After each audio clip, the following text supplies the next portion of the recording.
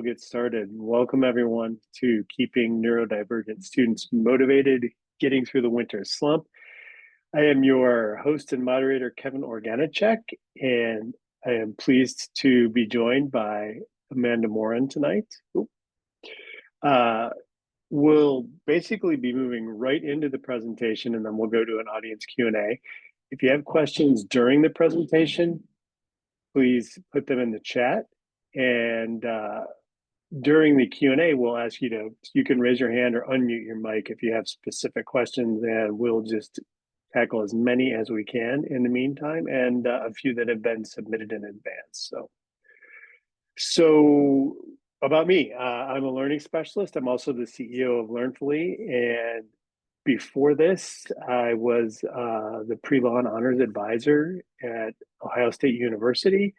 I'm a learning skills specialist. I have a master's in educational psychology, and I got into this because I have two E kids, which is twice exceptional. I have 4 kids altogether. I've been married for a lifetime, 30 years, and my kids range in age from 17 to 29, and that's my backstory. That's my background. And Amanda, I want to turn it over to you. I will stop my share so that you can share and talk more about you than just you're an educational therapist and a super popular author of really cool books and all that good stuff. So go ahead and share. Sure. That's a great introduction. And I am trying to get my executive functioning in order to share and talk at the same time. So bear with me all for a minute. And here we are. So yes, I am Amanda Morin, and I'm going to show you my favorite slide because I love that I look like this in my favorite slide. We don't always look like our our headshots, so I get to show you what I really look like on a regular basis. One of the things that brought me to this work is I am also neurodivergent, right? So I'm a neurodivergent. I call myself a neurodivergent neurodiversity activist. I'm an author. I've written a number of books on early childhood and special education, and adulting is actually one of my books that I've written.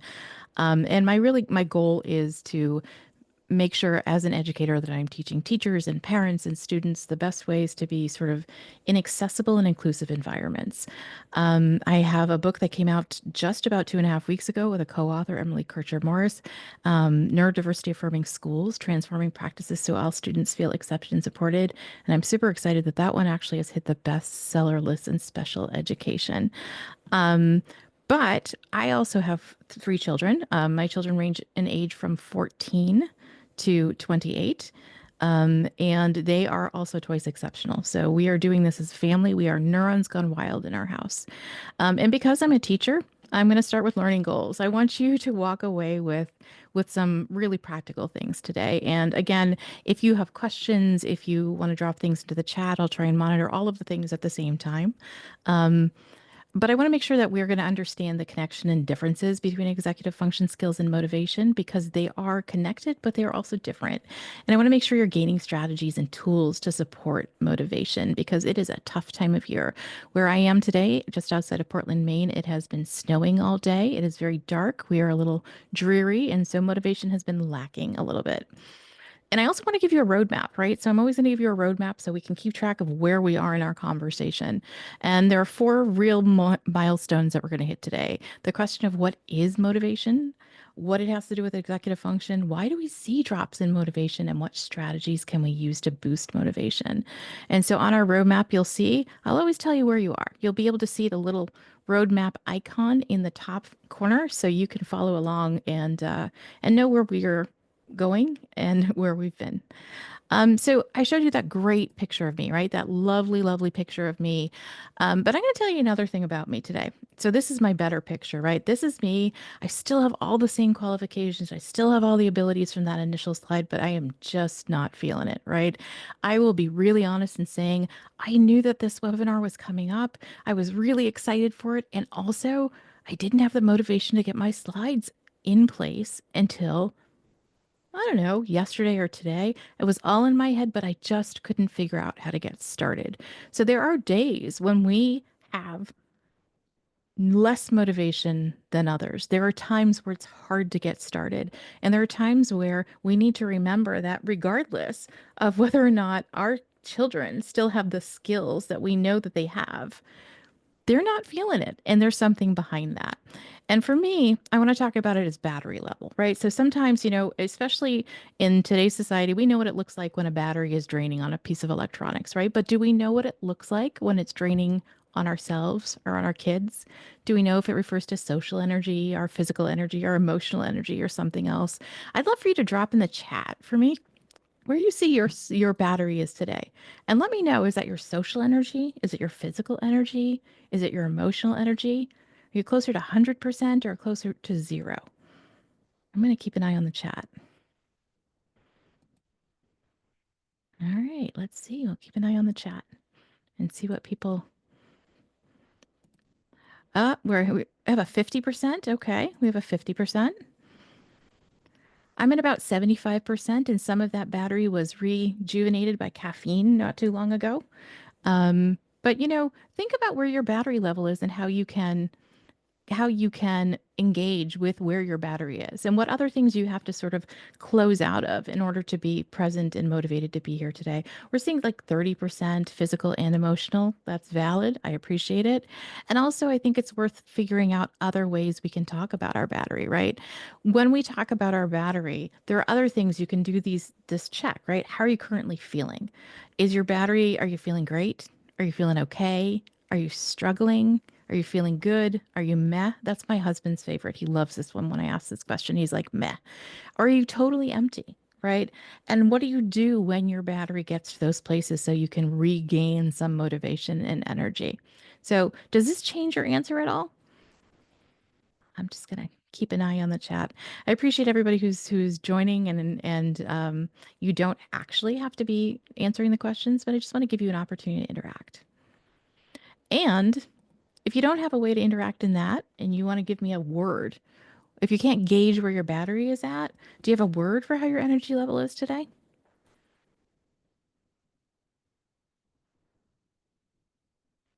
I'm in this strange place between tired and focused, which are two things that I don't often see together. Content. Content's a great word. I'm loving that I'm seeing content coming up. Great. And I start this because I want to talk about what is motivation, right? Like, what is motivation and how do our energy levels and how do all of things play into our motivation, right? So let's start with just sort of a simple definition of what motivation is. Motivation is that internal or external drive that pushes us to take action. It helps us learn, it helps us engage with the world around us. And especially when it comes to kids, it matters whether it's internal or external drive, right? Because, in other words, that's what gets our kids want to get going on something, want to keep going through those challenges, and wants to keep their interest in gaining new skills or pursuing things that interest them, right? It's that get up and go, that desire to get moving on a task. And I think that's important to note because there are two types of motivation, right? There's intrinsic motivation, and that's when it's really internalized. When we talk about motivation, there are times when we are really motivated to do things, when our kids are really motivated to do something because they really enjoy it and they find it meaningful to them. How many of you, and you can either raise your hand or you can just think about it on your own, how many of you know or have a child who really won't get started on, I don't know, the chores around the house, but they'll get started on something that they really enjoy? I see Kevin has a child like that. I have a child like that too. And when I'm trying to get my child to do chores, I have to do some extrinsic motivation, right? The extrinsic motivation is when kids are willing to do something because they're going to experience external rewards or consequences. In our home, sometimes that's you can't use your phone, you can't use your gaming, you can't use your texting with friends, you can't do some of the other things until you get done the things that are not as motivating from an intrinsic perspective. And it's important to know, especially when we're talking about neurodivergent students, right? And kids, they don't always have the same level of motivation. Some kids need more of those rewards to stay motivated because they thrive on praise, prizes, or reminders. And others have that stronger intrinsic motivation. They're able to really focus, stay stay on those long-term goals. They're able to set those goals for themselves and they're able to track where they're going, right? And we have a mix of those things. And sometimes the same child will have different levels of motivation. This time of year, I tend to see students have sort of a fall off in motivation. And to some degree, it's because where we live, there's not a lot of sunshine, right? There's not a lot of sunshine. They're not getting sort of that energizing sunshine. We're getting closer to the days where they're longer, but they're not getting sort of this opportunity to be outside as much. They're not getting as much opportunity to be in the sunshine. They're not having as much opportunity to do other things outside of school that keep them motivated and keep their energy levels up. I want to talk about like how our brain looks at handling motivation, right? So there are two ways that we handle motivation. The first is what I call the want it now pathway, right? And this is literally like our brain thinks about being motivated in certain ways. The want it now, we talk about it as the bottom up. And the bottom up means the motivation is starting with like your body signals, right? So if you're hungry or you're thirsty, it influences your action without you thinking about it, right? If you're hungry, you're craving a cookie, you're craving chocolate, you're craving salty, you're craving crunchy, right? You're going to go find that right away. And that's a want it now, bottom up motivation to go find food, to get up from wherever you are, to go into the kitchen, to rummage around, right? And sometimes it's driven by instincts or emotions, right? We're reacting to things that we don't like or that we need. And sometimes for kids, that means it's about they don't want to do the homework because it doesn't feel good to them. It doesn't give them any want it now kind of reaction. They don't want to do their homework. They don't want to do the chores because it doesn't sort of need, it doesn't it doesn't provide that gratification of a need for them. But there's also what I call the think it through pathway, right? The think it through pathway is this top down. And a top down motivation means your brain is actively thinking through, planning, thinking about past experiences. So, for example, a child who doesn't do chores and is going to experience consequences for it, they may think through the fact that, like, if I don't finish my homework, I'm not going to get to do the fun thing I want to do afterwards. Or for me, it's a matter of saying, if I eat this cookie now, it's not a great idea because I'm not going to eat the dinner that I'm going to make too. So instead of reacting automatically, your brain is doing more setting goals and making choices based on what you know and expect. So, two different ways of handling motivation. Motivation is also worth knowing. It has three real key components to it, right? When we talk about motivation, we talk about getting started. So, what is it that gets you started? How do you get going? Are you starting your homework? If your child's cleaning up your toys, if you're me and you're starting the laundry, part of that is that first part is just getting there, right? I have to get there. I have to get my laundry gathered. I have to put it in the washing machine. I have to stick with it, right? That's the second part of motivation, sticking with it. Continue even when it's hard or boring, or when I realize I have to fold the laundry, or when somebody realizes they have to read a long passage for school, or there's more toys on the floor than the child thought in the first place. Sticking with it is another part of your motivation. And then thirdly, it's giving your best effort, right? How much energy and focus do you put into something? Whether you're playing your sport, you're learning new math skills, or you're just doing something that's every day. Motivation always has those three key parts. And you can look at this as getting started, sticking with it, giving your best effort as initiation, persistence, and intensity. And intensity talks about how much you're putting into it. So, three key parts to motivation. It's a lot, right? And it brings up sort of for me, and it brings up for parents that I work with and around their students often is it that they won't do it or that they can't do it? And I'm wondering how many of you actually wonder about this question when it comes to your own children or the students that you work with. How many times do you wonder, like, are they not able to or do they not want to? Quiet group today. Feel free to drop things in the chat as you want to, but I'll keep going too. The answer is it's not that simple. It's really not that simple. It's not as simple as they won't or they can't. Dr. Ross Green has a great saying. He says, kids will do well if they want to, if they can. And also, I'll tell you, Brendan Mahan of ADHD Essentials told me something one time when I was talking to him. I said, you know, kids who just aren't feeling it. And he said to me, there's always something behind the just not feeling it. And I thought it was a really great correction because it does have something to do with the what's behind it. So we're going to move on and talk about like what does motivation have to do with executive function? What is that connection to executive function? The first thing to know is motivation is the why. Why are you going to do it? And the executive function is how. How are you going to get started? How are you going to persist? How are you going to decide how much intensity to put in? Because kids who struggle with executive function, they're going to find motivation harder because they have trouble with those skills of getting started. They may have trouble staying focused or planning or pushing through challenges. So, motivation and executive function are not the same thing, but they are closely connected because you can have the why, but if you don't have the how, it's going to be harder to get out of that slump, right? So let's talk about what executive function is. What is that how that goes into moving us towards the why? So, executive function, a lot of you probably already know this already, but I'm going to just sort of go over it really quickly. It's a set of skills that enable you to do things like pay attention, remember information, plan, organize, strategize, manage your time, and regulate your emotions. That's a lot of skills. It's a lot of skills that we are expecting of ourselves. And it's a lot of skills that we're expecting of the kids in our lives too, right? And the really cool thing is we can look at what it looks like when it's going well, right? So when it's going well, it's sort of this linear process.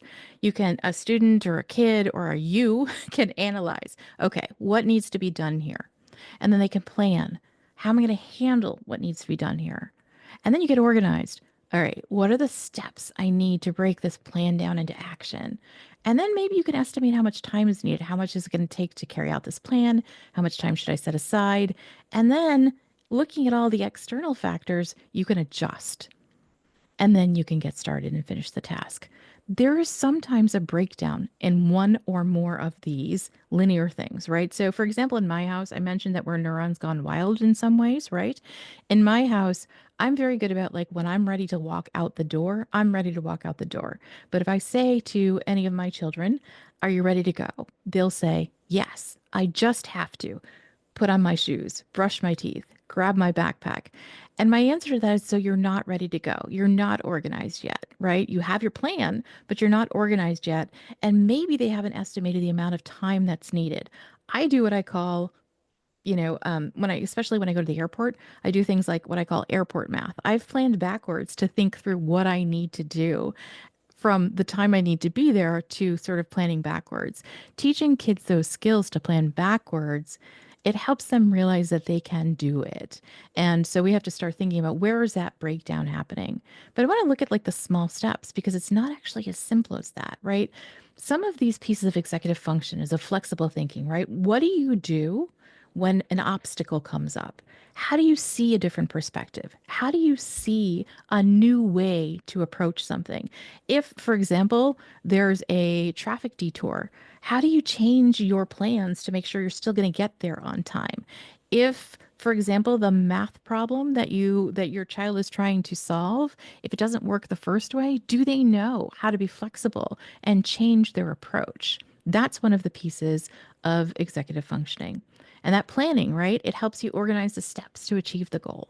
You're thinking ahead, you're creating a strategy, you're prioritizing things. It helps you get to the goal. Self control is part of executive function as well. It helps you evaluate. I mean, it helps you manage your impulses, it helps you manage your emotions. We talk about self control, and often people think that's a willful kind of thing. I'm actually talking about literally the ability to sort of regulate your body, your movements, your thoughts, your all of these kinds of things. We all have trouble with this sometimes. I don't know about you, but there are times when I can't manage my ability to censor my language. I will definitely do that tonight, but there are times when I can't do that as much, or when I get really upset, I have a hard time managing my ability to have that not spill into my work with my students. And that's the same for the kids that I work with and the kids in my life. Sometimes they just can't manage those impulses and emotions and it gets in the way.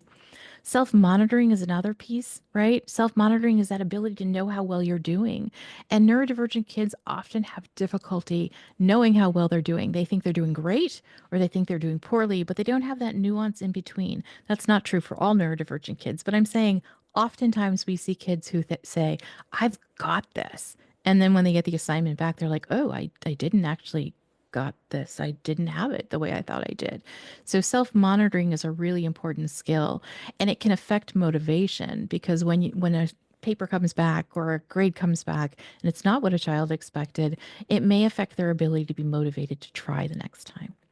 Working memory. So the best example I can give you of working memory is two-factor authorization. So um, two-factor authorization, right? When you have to enter in that six-digit code, that's working memory. You have to keep it in your mind long enough to enter it in.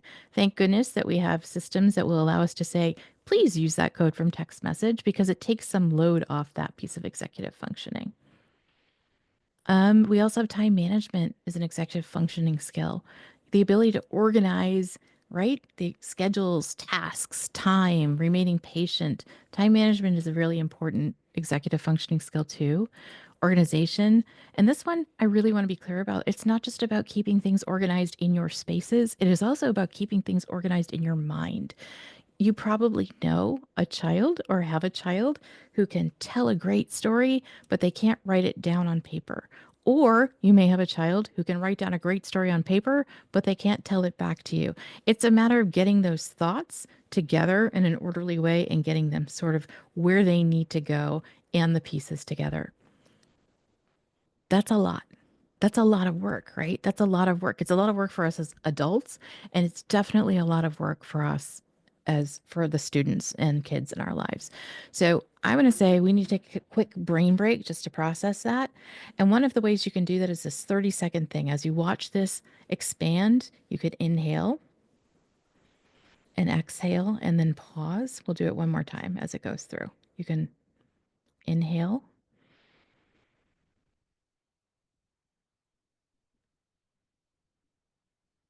exhale, and pause. If you're like me, that just regulated your sensory system a little bit. You might feel a little bit calmer and ready to take on more things and more information. And I know that I am speaking super quickly, but I want to make sure that we have an opportunity to talk through all of these things and give you an opportunity to ask questions at the end. But if that's a lot for you to process, I want to make sure you have an opportunity to take a break so that your brain can sort of let go of some of that and be motivated to move on. So we're going to move on to our third milestone about why do we see these drops in motivation? You know, how many of you ever heard of kids who are just not feeling it? I don't know. I don't know. I have my kids have said that to me so many times and just not feeling it. I know that there are people who talk to me about kids in their classroom who are like, I'm just not feeling it today. And to me, what they're saying is I'm not motivated, right? So let's think about what makes it hard for you to get motivated. I'm going to drop any ideas in the chat.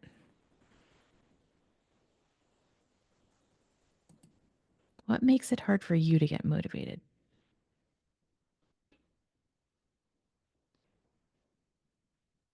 Sometimes for me, it's hard to get motivated when I'm tired. It's hard for me to get motivated when I don't want to do something because it's not interesting to me.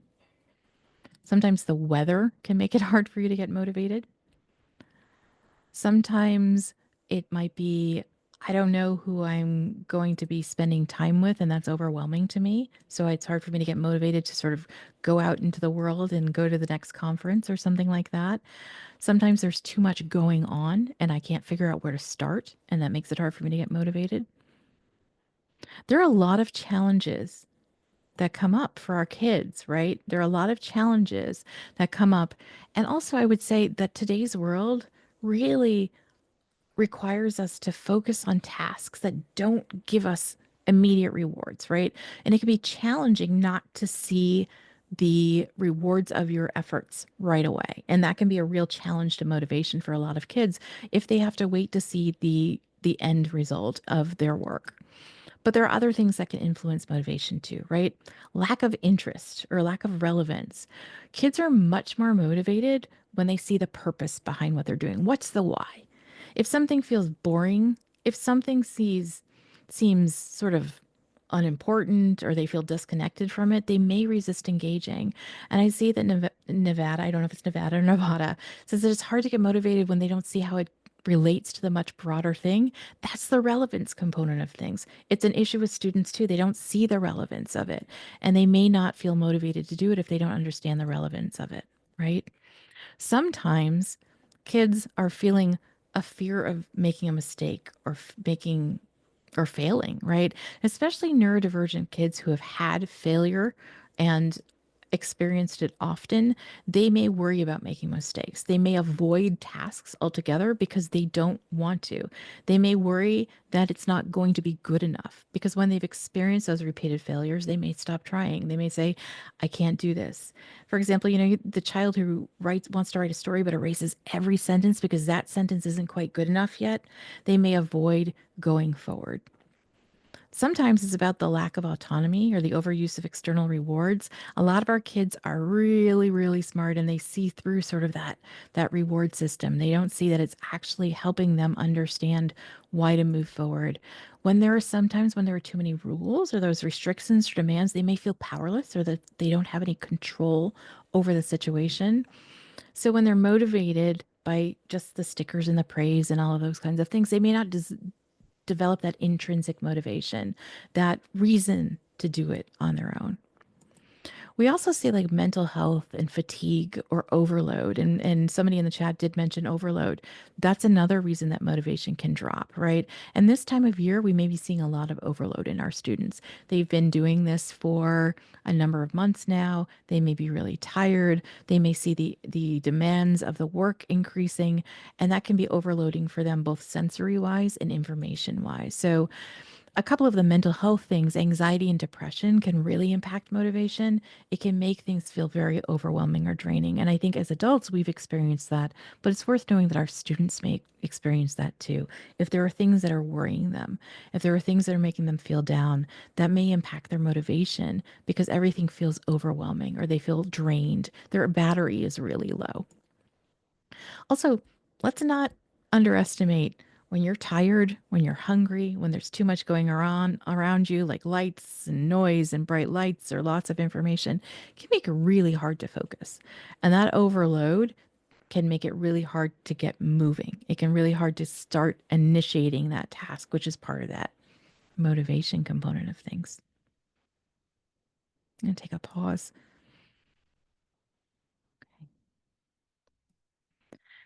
But what can we do, right? That's really the question. What strategies can we use this time of year to really boost the motivation in our kids? Because we know that it's connected to executive function. We know that we see drops in motivation, but what can we do about it? And here I want to give a really big shout out to a friend of mine, Dr. Ellen Broughton. She's written a wonderful book called Bright Kids Who Couldn't Care Less.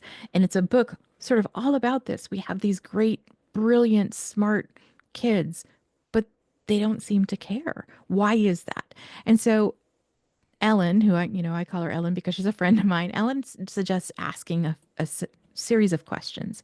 The first is around initiation. Is your child having difficulty getting started? So you know sort of where the motivation breaks down. Is your child having difficulty getting started? Are they struggling to persist with an activity?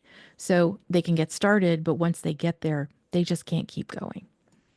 Or is your child expressing sort of experiencing that lack of concentration and interest? That's an intensity component, those three components: initiation, persistence, and intensity.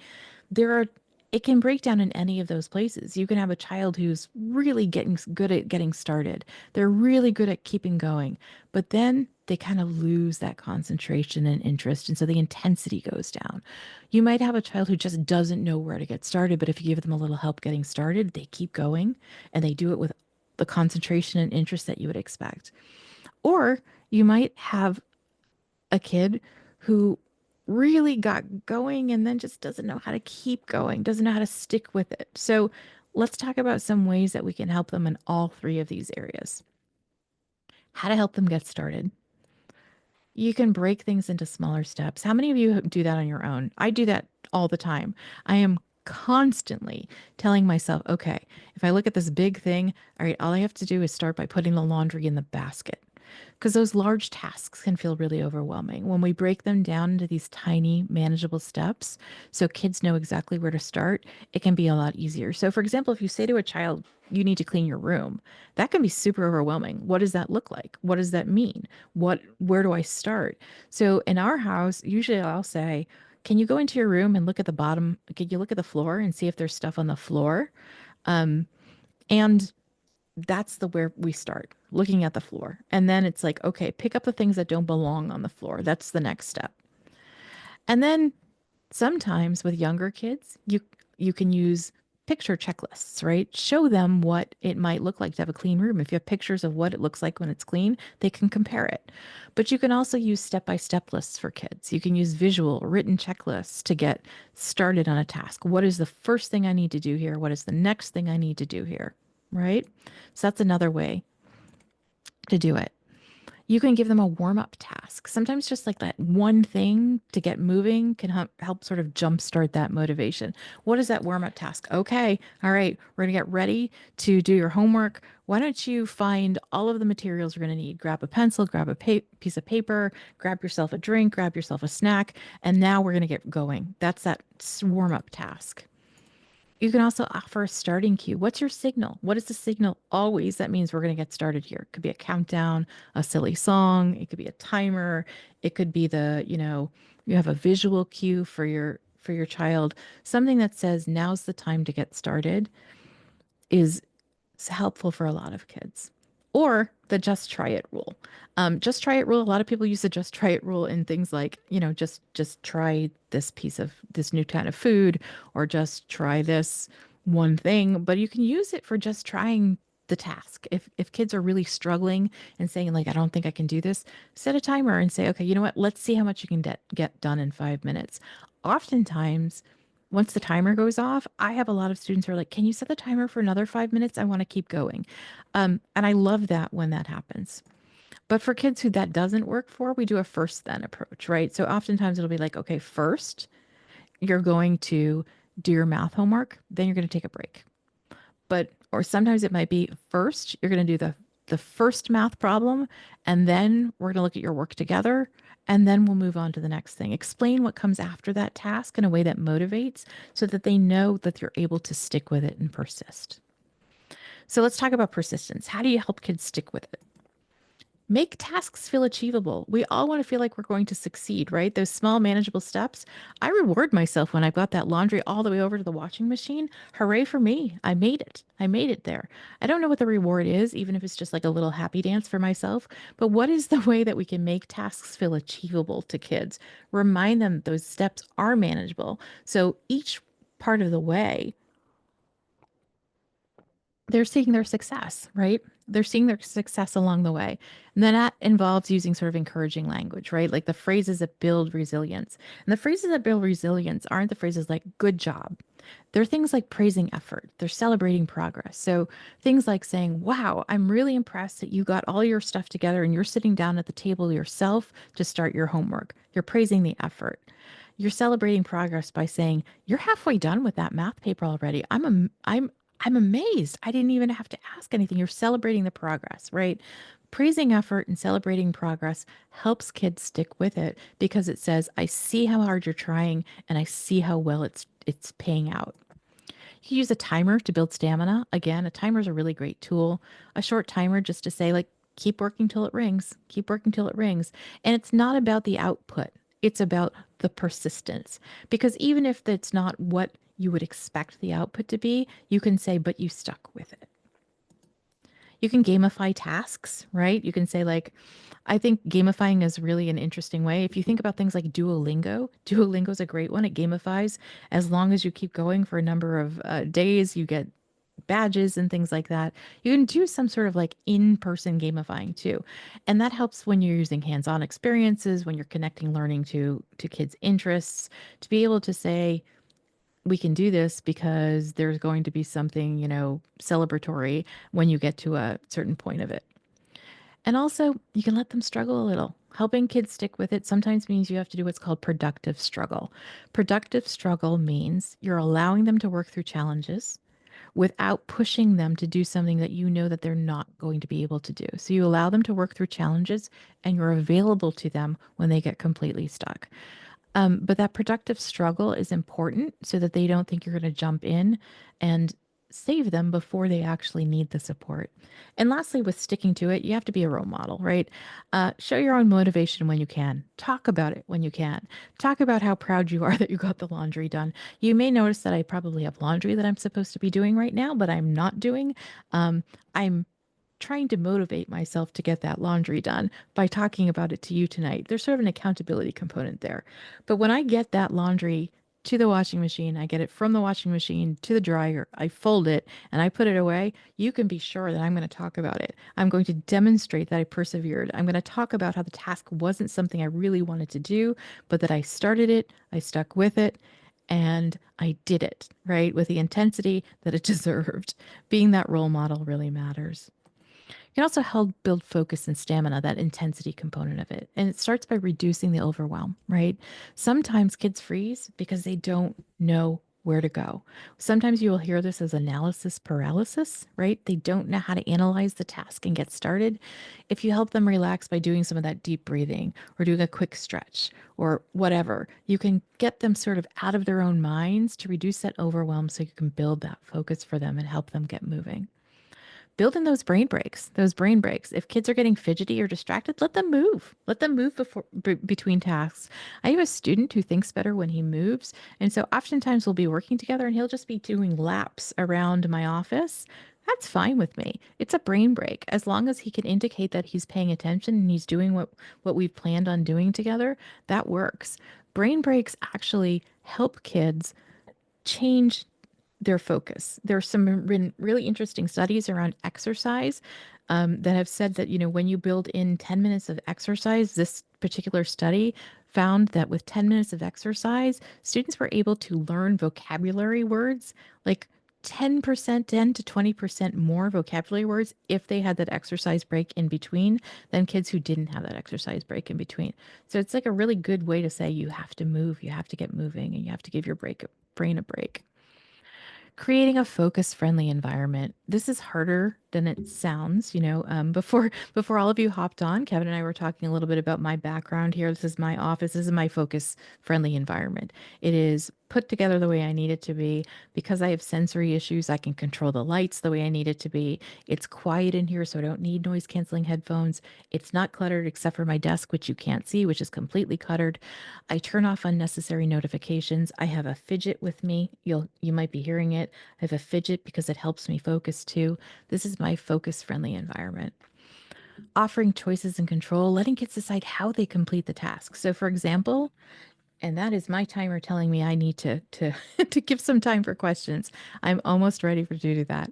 Giving kids control over how they complete a task. If the goal of the task is to see what they can put together in writing and tell a story, can they write it down or can they type it? How do they complete that task really helps them focus and build stamina. And then lastly, I would say adjust your expectations and be patient. It's not going to happen all at once, right? Not all kids can focus for long periods, but the goal is to help them build stamina over time. And that's more motivating because if you say you have to do it all at once and you expect it and you're not as patient, they're not going to be as motivated. So as you build stamina over time rather than expecting instant focus, it's going to really support that motivation and the executive function skills behind it. So we started with these strategies and we're going to end with them too. What level is your battery on now? This is a strategy you can also use with kids to have them tell you where they're starting from and have them tell you what they need to recharge their battery. Just want to mention it because I think it's important to give kids things they can relate to. And they can relate to what it means when their phone is down to 10%. They know it needs to be recharged. They know when their phone is at 100%, it can open all of these different applications and do all of these things at the same time. And if you relate that to themselves, it's really helpful. You can say, is your energy at like 50%? What do you need to leave behind so you can focus on and concentrate and get motivated to do what really needs to be done right now? If your energy's at zero, what do you need to recharge? So, asking those questions of the kids in your life is a really good way to relate it to how they understand the world. So, these are really good ways to talk to kids and to give them the words to describe their energy, right? Let's give them the words to describe their energy so they can tell us when they're feeling worried. They can tell us if they're feeling bored. They can tell us if they're focused. They can tell us if they're enraged. I actually have one student who uses that word all the time, which makes me laugh. He really is enraged when he uses it or when he tells me about stories about when he was enraged. But it's so much more evocative than telling me he's mad. I know that when he was enraged, he was not able to really engage with what was going on in front of him. Okay, so I'm going to just give you ways you can find me too, and then we're going to ask or have some questions. You can find me on LinkedIn. I'm Amanda Morin at LinkedIn. If you want to find me on Threads, I put the highlighting here because I'm Amanda R. Morin on Threads. I think there might be an Amanda Morin who may get messages for me once in a while and doesn't know why. I'm also on Blue Sky at Amanda Morin. So if you want to find me on any of those places, you can too. I'm going to stop sharing so I can give you an opportunity to ask what's on your mind right now. It's on anybody's mind. You can unmute, drop it in the chat. I know we have some questions that came in before this too. So that was outstanding. Thank you, Amanda. And yeah, so folks, if you want to unmute or raise your hand and drop a question in the chat, go ahead. And for now, let me start things off with some questions we received earlier. Let's see, I have a 7-year-old girl who is exhibiting ADHD and seems to be more pronounced. Recently, she has suffered a neuroimmunological event that seems to have had some residual cognitive effects. While she did seem to have ADHD indicators before this event, they seem to have been accentuated. Um, so she's struggling in her learning process, her executive functioning, concentration, attention span, and still receiving ongoing outpatient care at Children's Hospital. And her teacher is aware and helpful in contributing to, uh, she's adapting and working with the student. But they did not get an IEP established, and they're not sure, the mom's not sure how to get the support that the daughter really needs. It's a really long and involved and specific question. Do you need me to go over any of the other points again, Amanda? I don't think so. I'm hearing this, and first I just want to say that is a lot to manage at the same time. And to this mom, I just want to say, like, it sounds like you really have a good handle on what the components are. The first thing I would say is the accentuating event, the medical event, is something that I would talk to the school about because that could qualify the student for a 504 plan while you're trying to get an IEP established, right? A 504 plan can put accommodations into place for medical reasons as well as learning reasons. So it might be worth having that conversation to say, how can we support the medical needs that might be underlying this as too? And I also think that it's worth saying to your taking a moment and breaking those things down, right? Where are the most immediate needs in terms of executive functioning support and other support? Where are the next kinds of needs? And where are school and home needs, right? The other thing I would say is talking to the school about exactly what you're seeing and using sort of plain language, right? This is where this is a struggle for my child right now. This is what helps at home. And these are resources on the event, the medical components of it, and how it affects your child is really important.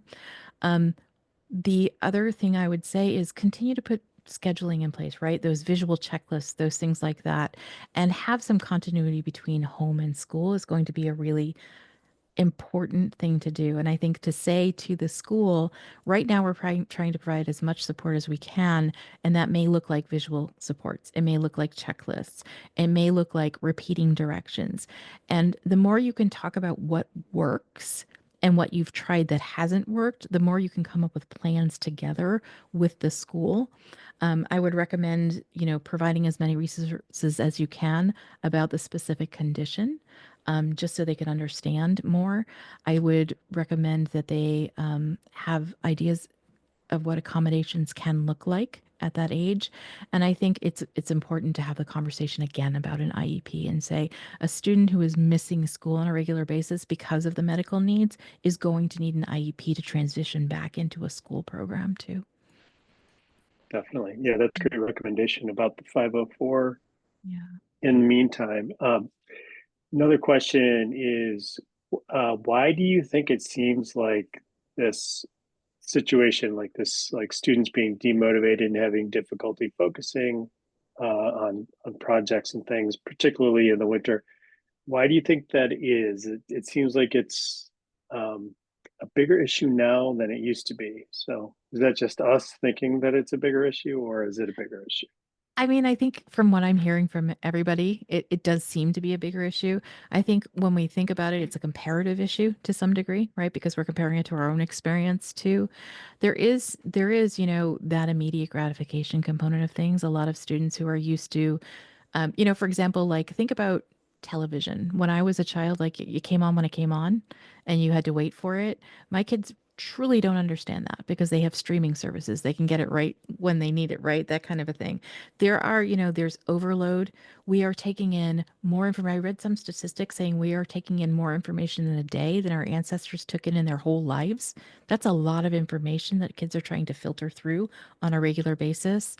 The state of the world is really different for our kids, right? They have things that they worry about the climate. They worry about, do they have enough time in person with their friends? A lot of our kids are very scheduled, right? They have lots of activities that are going on before school, after school, during school. So there are a lot of things that are keeping our kids really occupied and not giving them as much time as they may need to think about the tasks that we would hope that they are more motivated to do. This time of year, they're tired too. I mean, and I think getting back into the swing of things after school vacation is sometimes very hard for students too, especially neurodivergent students who get into one kind of schedule and then have to transition back into another schedule. I see in the question about social media and internet. Um, there are there are differing opinions about this, but I think to some degree it's an attention kind of thing, right? In a TikTok world, in an Instagram world, information is given in short little bursts, and the ability to persist really means that students have to figure out how do they go past that little burst and keep moving forward. So I do think it's more of an issue. And I think some of it is about building that stamina and really showing that there are rewards to long term persistence and long term engagement. And just remembering that there's a lot going on for all of us in our lives. So, that context of what's going on in your kids' and students' lives outside of what you see is important too. So, to have an idea of like, what is going on in their lives and to ask them, do you feel overwhelmed? Do you feel like there's something in the way? To start really checking in with the kids in your lives and saying, what's it look like for you? What's it look like from your perspective? I think matters a lot too. Great point. Yeah. Do we have any other questions? I have a question for the people who are out there is who are you trying to help motivate in your lives? Is it students? Is it your own child? Just out of curiosity. Is it both?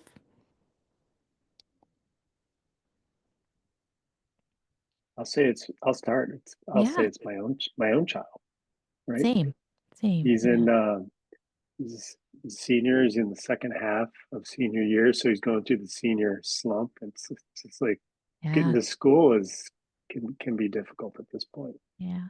I see somebody else says it's their own. I would say right now, it's for me, it's my own as well. My youngest is a freshman in high school this year and is really trying to get used to the organization and structure.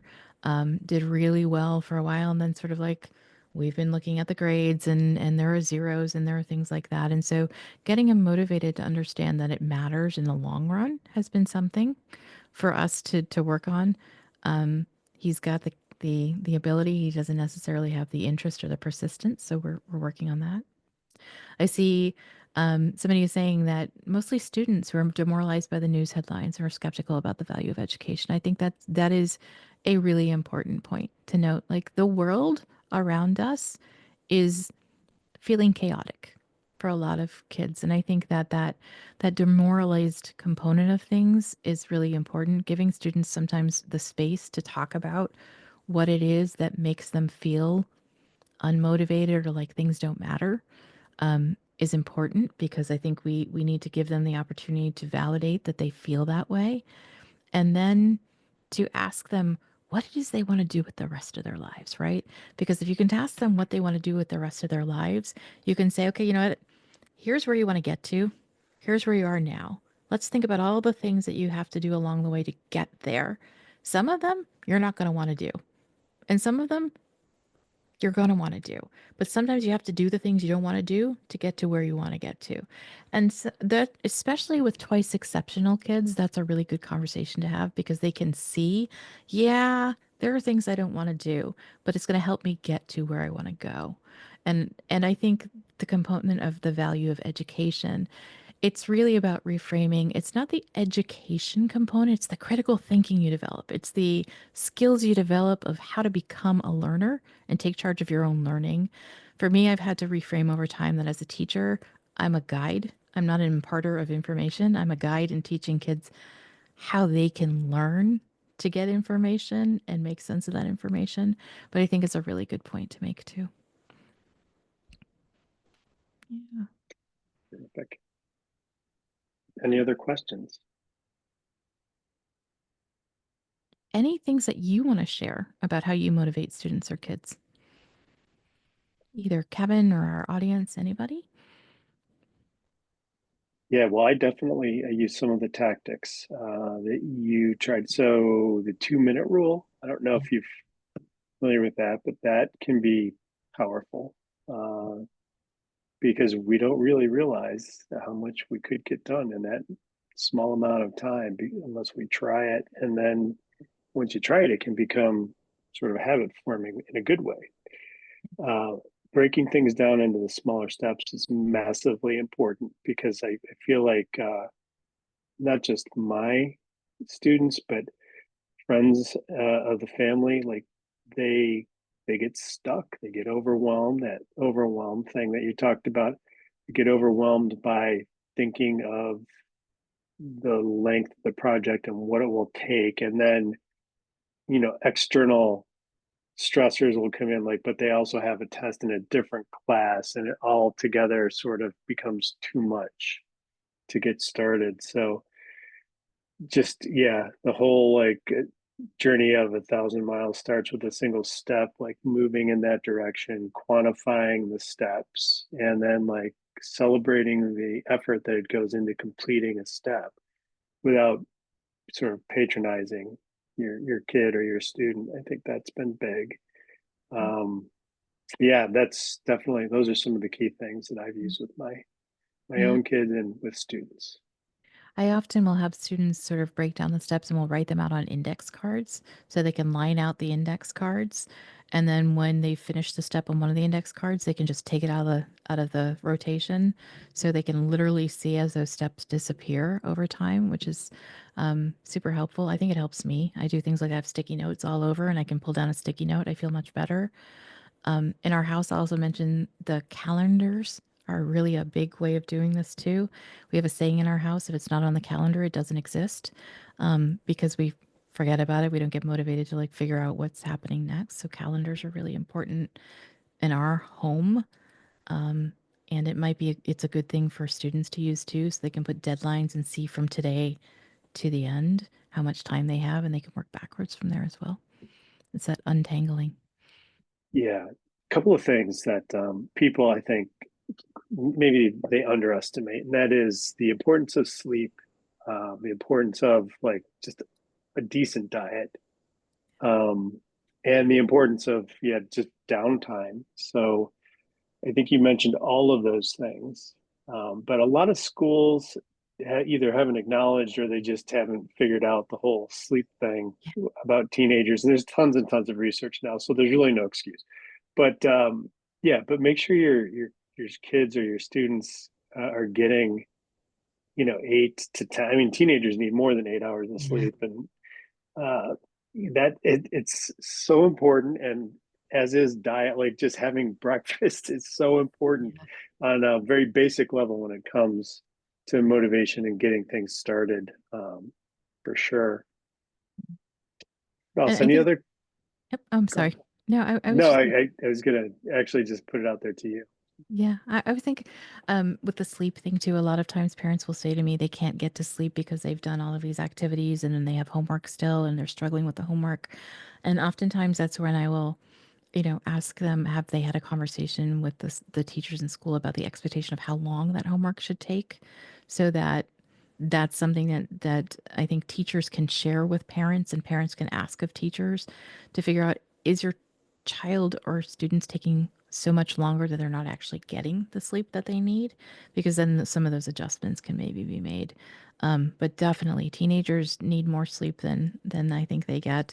They want to cram so much into their days too sometimes that we have to remind them to sleep. And they get distracted by phones. Yep. And I mean, I've had a couple of kids that wouldn't call them gamers, but they definitely played a lot of games online. I mean, that was sort of their social community, was their friends, and they would play um, video games a ton. And that requires a lot of visual processing, and it raises your cortisol level, and it makes it hard to like settle in afterwards, right? It's like Yeah. you're competing, and settling back into like a normal brain mode can be difficult. So yeah, so what's the rule in your home about like cell phones and like having access to a phone, Yeah. So we actually during homework time or whatever? Yeah, we actually have we don't have, uh, if our child has like a school issued device. So the school issued device is where homework is, all of the internet access for that. After homework's done, there's some screen time there, whether it's gaming or whether it's the phone. Our phones all have to sleep in the kitchen. So they don't go into our bedrooms at night. That includes our phones too. So we're making sure that we're modeling that. It actually Oh, makes that's me great. really relieved because I don't want my phone next to my bed at the end of the night. But we also have a no screens at least 30 minutes before bedtime because that gives us a chance to sort of like the brain actually needs to come down from that blue light, that light that's coming in from the Yeah. screen in order to get ready for sleep. So that's one of the things that we've implemented in our house. Whether it's popular or not is a totally different question. But it's it's what we stick with and it seems to help. Yeah. Yep. Yeah. All right. Any other thoughts or questions? I appreciate everybody's time on a Thursday evening. I know Thank it's a lot to you. ask. Yeah, absolutely. So, folks, we'll have the recording sent out probably the day after tomorrow, and we'll send that to you through email. If you have any questions, I popped my email in the chat, and yeah, you can reach me for any reason, if you need assessments or if you need to talk about educational therapy. Please contact me. I'd be happy to talk to you. And Amanda, you shared your information, and Yeah, I and think I'll we're drop. good. Yeah, let me drop. I am grateful to have a Learnfully email address that I can drop in here too, just if that works for y'all. Um, Making sure I'm typing my own name correctly before I put it in there. And I Oh, what about your book? Tell people about your book. You oh, can. I have, I think, two books that are really meaningful here. The first one is a book called Adulting Made Easy: Things You Need to Know About Getting Your Grown Up Act Together. And I think that that book is really, really helpful for kids. It just sort of like lays out, it's also kind of like you get to learn about me and all the ways I failed as an adult. So that's a great one for you to be looking at with your kids. Um, Kevin's read it. I know that he knows that he knows all these things about me and my failures when I started launching out into the world. But also the neurodiversity affirming schools is practices that you can use to really work with the brains that your children have instead of working against them. And I really think that's an important one too. I'm actually just going to pop my um my website into here because you can find all the books on there too, and it's easy to sort of look through and see what you're interested Yeah, in. definitely. Yeah. So thank you so much for your time.